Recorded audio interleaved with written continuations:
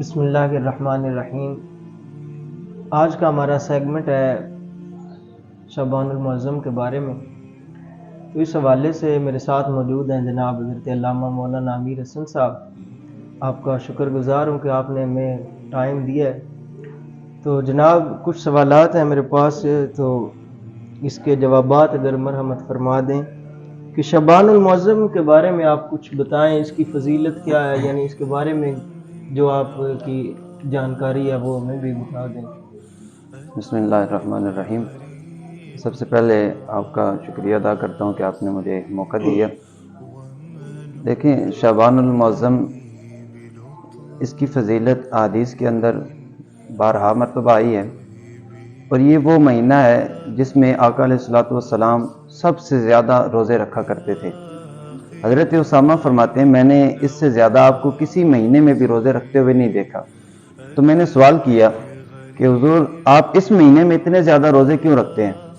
تو آپ نے فرمایا یہ وہ مہینہ ہے جسے عموماً لوگ غفلت کے اندر گزار دیتے ہیں، جو رجب اور رمضان کے درمیان میں ہے، اور یہ وہ مہینہ ہے جس میں انسان کے اعمال اس کے رب کی بارگاہ میں پیش کیے جاتے ہیں۔ تو میں یہ چاہتا ہوں کہ جب میرے اعمال میرے رب کی بارگاہ میں پیش کیے جائیں تو اس وقت میں روزے کی حالت کے اندر ہوں۔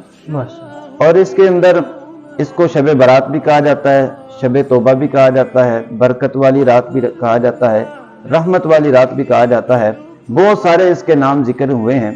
شب برات اس کو اس لیے کہا جاتا ہے، حضرت عائشہ صدیقہ رضی اللہ تعالیٰ عنہ فرماتی ہیں کہ آپ 15ویں رات جو شعبان کی آئی تو میں نے دیکھا میرے بستر پر موجود نہیں ہے، تو میں آپ کو تلاش کرتی ہوئی باہر نکلی تو آپ جنت البقیع میں مجھے ملے۔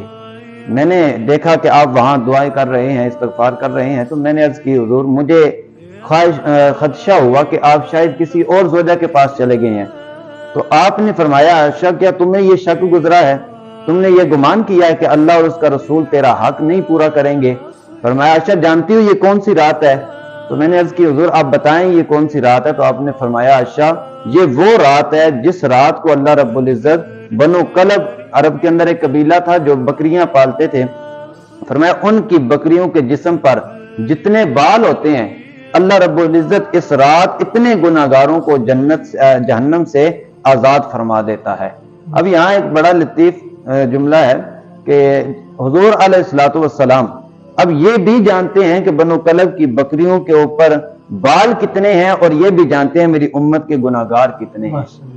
اسی طرح حضرت علی رضی اللہ تعالیٰ عنہ سے مروی ہے، وہ فرماتے ہیں کہ یہ رات وہ ہے کہ جب شعبان المعظم کی 14 شعبان المعظم کا دن ختم ہوتا ہے، 15ویں شعبان شروع ہوتی ہے، تو مغرب کے وقت ہی اللہ رب العزت آسمان دنیا پر آتا ہے اور اپنے بندوں سے یہ اعلان فرماتا ہے کہ ہے کوئی جو آج مجھ سے مغفرت مانگے میں اس کو معاف فرما دوں، ہے کوئی جو مجھ سے رحمت مانگے میں اسے عطا کروں، ہے کوئی جو مجھ سے رزق مانگے، مجھ سے اولاد مانگے۔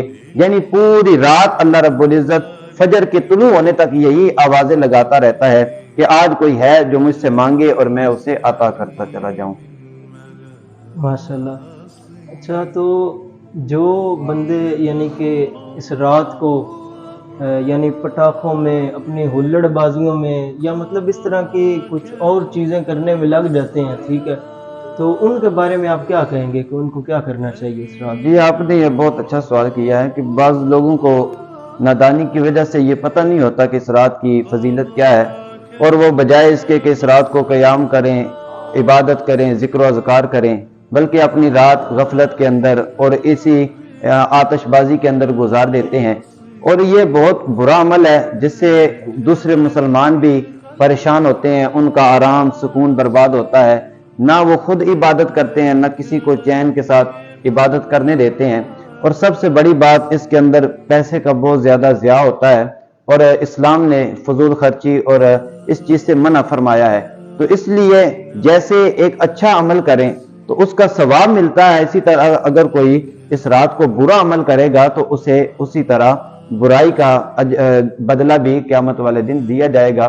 تو اس لیے اس رات کو فرمایا کہ قیام کرنا، ذکر و اذکار کرنا یہ مستحب عمل ہے، اور اس کے دن کو روزہ رکھنا بھی مستحب ہے۔ تو بجائے اس کے کہ ہم یہ برکت والی رات ضائع کر دیں، اس رات کو ہمیں چاہیے کہ ہم اللہ رب العزت کی عبادت کر کے اس کی خوشنودی حاصل کریں۔ جزاک اللہ جناب، آپ کا بہت شکریہ، آپ نے ہمیں وقت دیا۔ اللہ کریم آپ کے علم و عمل میں مزید اضافہ فرمائے۔